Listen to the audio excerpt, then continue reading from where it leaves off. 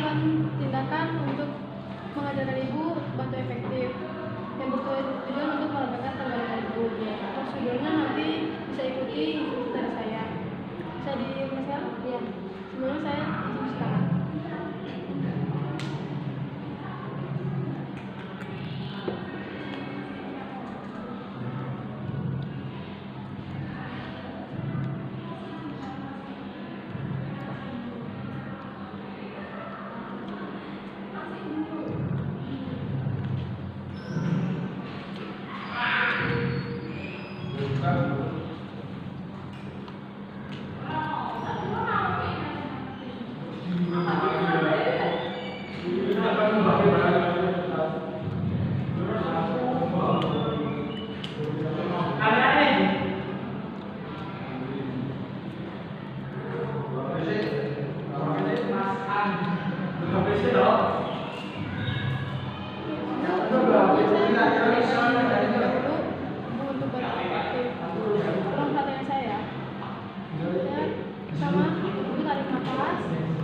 Ditahan 2-3 detik, kemudian dihembuskan melalui mulut.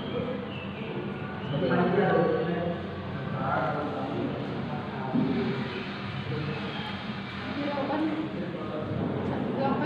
2 kali, dan yang ketiga tarik nafas, ditahan 2-3 detik, nanti dikeluarkan dan bisa dimasukkan, dan nanti dahaknya bisa dikeluarkan tampung di komedi.